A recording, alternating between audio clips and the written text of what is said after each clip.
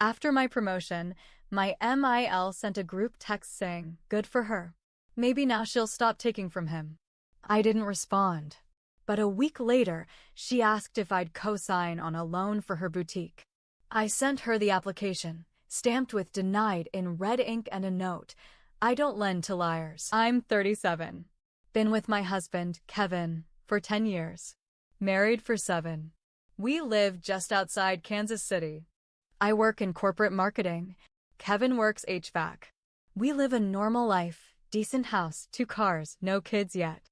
A few months ago, I finally got promoted. After 5 years at the same company, working overtime, managing teams, taking weekend classes to finish my MBA, my boss called me in and said, "You've earned it. Regional director. Full-time salary jump. Benefits. Stock. Everything I had worked toward." Kevin was happy for me. Really happy. He grilled steaks that night, popped open a bottle of wine we'd been saving. We invited a few friends over. Just a small backyard thing, nothing flashy. We laughed, we ate, and for the first time in years, I let myself feel proud. But Cheryl, Kevin's mother, had other feelings. She wasn't at the party. She wasn't invited. That was Kevin's call. She and I aren't close. She plays nice when he's around, but I know she hates me. Has from the start. I didn't even know she knew about the promotion until 2 days later.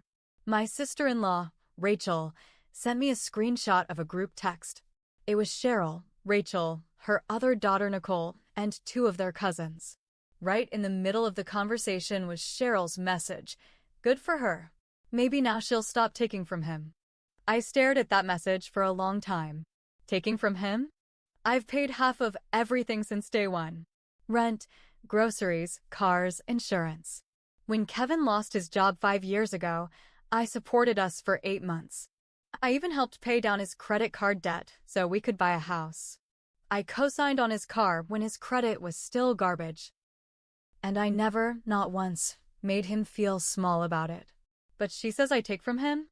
I didn't reply, didn't text back, didn't forward it to Kevin. I just took a screenshot, saved it, and filed it away in a folder on my phone titled ML Nonsense. That was it. I was done with her.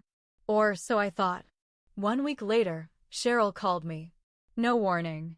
I was at work, just finishing up emails, and I saw her name pop up. I let it go to voicemail. Then she texted, "Can we talk?"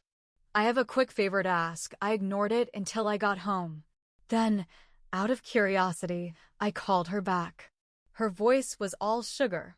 "Sweetheart, congratulations again on your promotion. You really deserve it." I said thanks, keeping it short. Then she got to the point. "I've been working on a little project. I've always wanted to open my own boutique. Just a small shop, handmade crafts, local clothes, candles, that kind of thing. I even found a space to lease in Brookside. The bank is ready to approve the loan. But they said I need a co-signer." I didn't say anything. "So," she continued, "I thought of you. You have such stable income now. It wouldn't be any risk. Just your name on the application. You wouldn't have to do anything after that. Just a formality, really." I asked her to email me the loan paperwork. She practically sang with joy. Said she'd send it over by that night. She did. It was a full packet, PDFs, signatures needed, full personal information required. I read through every line. The numbers didn't even make sense.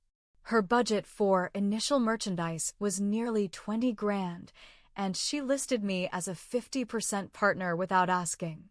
I didn't yell. I didn't call. I didn't even respond. Instead, I printed the loan documents. Highlighted every spot where she listed me as a co-signer or financial backer. Then I stamped every single page in red ink. Denied. I wrote a short note on the cover. "I don't lend to liars." I sealed everything in a yellow envelope and drove to Cheryl's house. I didn't knock. I didn't ring the bell. I just dropped the envelope in her mailbox. 3 days passed. Then Kevin got the call. I was in the kitchen when his phone rang. I could hear her yelling from across the room. She was screaming that I was petty, mean, ungrateful, that I'd embarrassed her, that I was trying to turn him against her. He kept his voice low, said he saw the screenshot, said she crossed a line, told her I didn't owe her anything. She hung up on him. Kevin didn't really defend me the way I hoped. He didn't exactly take her side, but he didn't step up either. He said something like, "She's just old-fashioned, babe. You know how she is."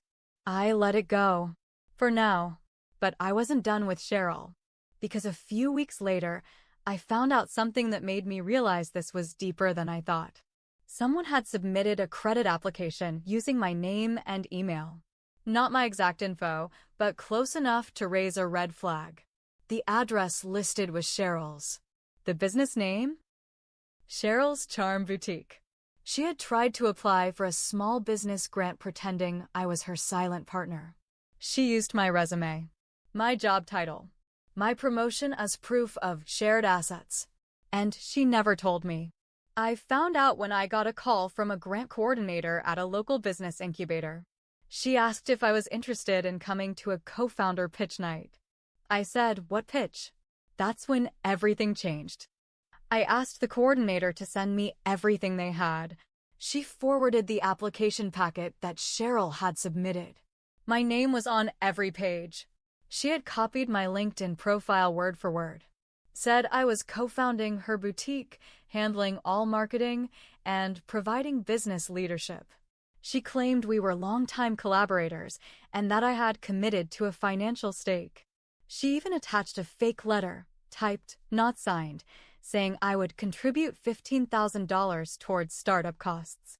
And she used my personal email address. I sat at my desk just staring at it. My chest was tight. My hands shook. I couldn't even get angry at first. I was just stunned. Then it hit me, if she'd pulled this off, it could have ruined me. If the grant office had done any financial background checks, it would have flagged me. If she defaulted on anything, it would have dragged my name down with hers. I called Kevin. Told him everything. He didn't believe me. Not at first. He said, "There's no way she'd do that. Maybe it's a mistake." So I emailed him the documents. All of them. It was dead silent on the phone while he read. Finally he said, "Jesus Christ." That night, he called her. I sat on the couch, listening from the hallway. He wasn't yelling, but I'd never heard his voice like that before, sharp, disgusted. "How could you do this? How could you use her name like that? What the hell were you thinking, Mom?" She tried to play dumb at first. Said she must have gotten confused, that someone else helped her fill out the forms, that maybe the coordinator typed it wrong. But Kevin wasn't buying it. He said, "You copied her resume. You used her email. Don't play dumb. You lied." She started crying. Said I had poisoned him against her. Said I always hated her, that I was trying to erase her from her own son's life. Kevin told her not to call him for a while. Then he hung up.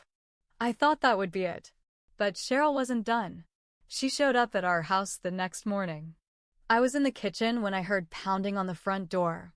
Not knocking, pounding. Kevin opened it. She pushed her way inside like she owned the place. Her eyes were red, her lipstick smudged, and she was shaking. "I raised you," she yelled. "I gave you everything. And this is how you repay me? With that woman? With her lies." I stepped out from the kitchen and said, calm and clear, "Get out." She looked at me like I'd slapped her. Kevin said it too, firmer this time. "Mom, get out." She screamed. Right there in the middle of our living room. "You think she loves you? You think she didn't plan this? She's turning you into someone I don't even recognize." Kevin grabbed her arm, not hard, just enough to guide her toward the door. She turned to me and hissed, "You'll regret this." And then she left. But she wasn't bluffing. 3 days later, I got a call from HR at my job. Someone had submitted a concerned report about my side business. Said I was using company time and resources to work on a retail startup. Claimed I'd been sending business emails and taking calls unrelated to my role. HR said they had to investigate. Even though they didn't believe the claims, they needed to do a formal review. That's when I knew she was trying to ruin me. And I decided, if Cheryl wanted war, she picked the wrong woman. I knew Cheryl had made the complaint. Nobody else knew about her fake boutique application. Nobody else had a motive. I didn't tell HR that right away. Instead, I calmly went through the process.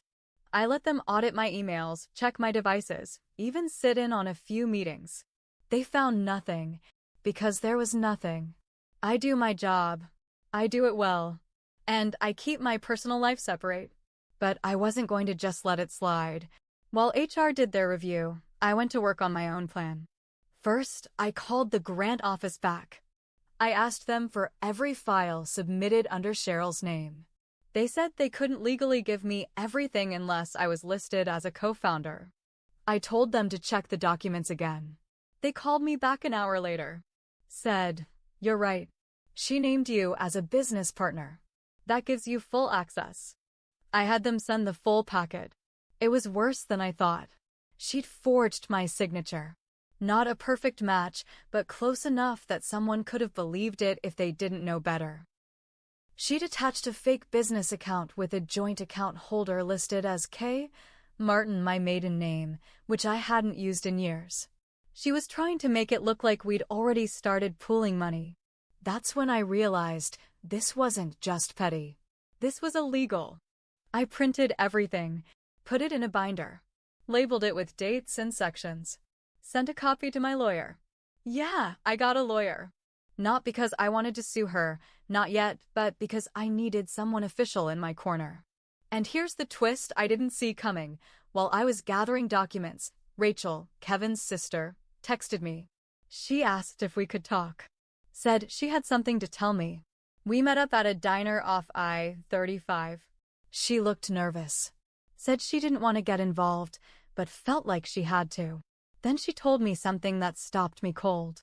"She's been doing this for years," Rachel said. "You're not the first."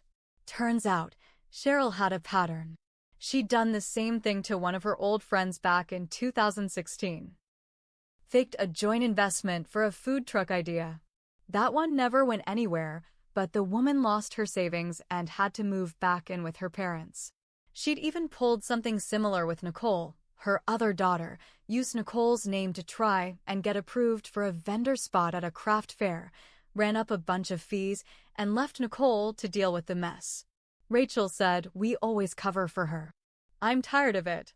She's going to wreck your life if you let her." That was all I needed to hear. So I went to Kevin. I laid it out.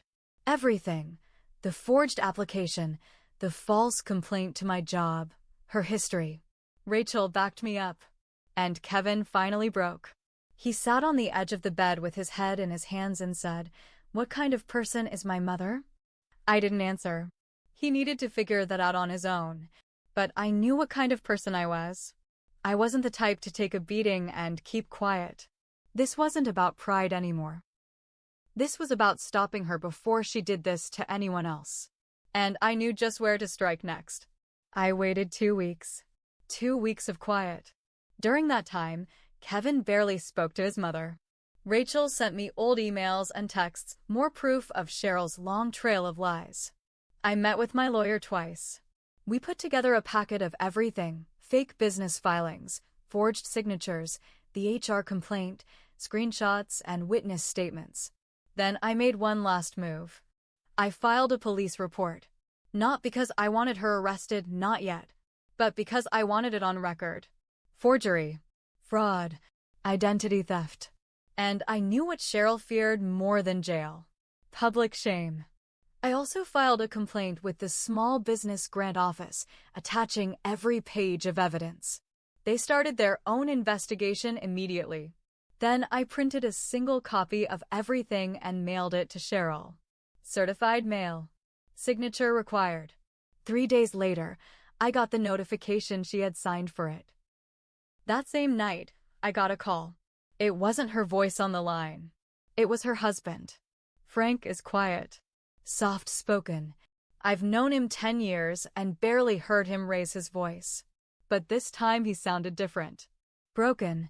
He said, "I had no idea she was doing all this. I didn't say much. Just, now you do. He apologized. For everything. Then, 2 days later, Cheryl called. She didn't yell. She didn't cry. She begged.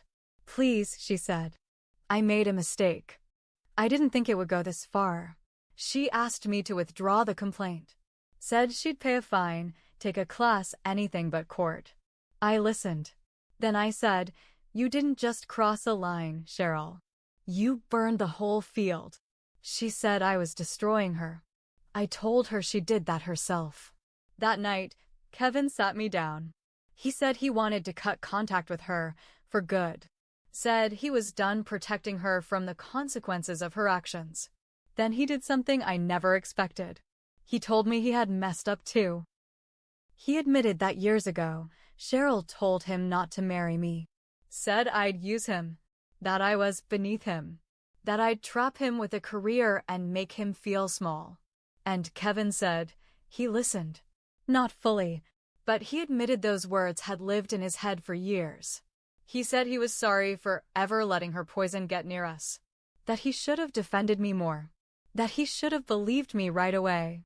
I didn't forgive him then. I told him I needed time. Because the truth was he had let her words rot between us. He had stayed silent when I needed him to speak. He said he'd wait. In the end, Cheryl's boutique never opened. The grant was pulled. Her name was blacklisted from the program. The police didn't arrest her, but the DA issued her a formal warning. And worst of all for her, her husband left. Frank packed a bag, drove to his brother's place in Wichita, and didn't look back. Rachel and Nicole stopped talking to her too. It didn't feel like a victory. It felt like the end of a storm, one that wrecked everything in its path. But now that it had passed, the air was finally still. Kevin and I are still together for now. We're in counseling. It's hard. It's real. And we're working through it, slowly. But Cheryl? She's alone. She tried to ruin my name. And in the end, she lost her own.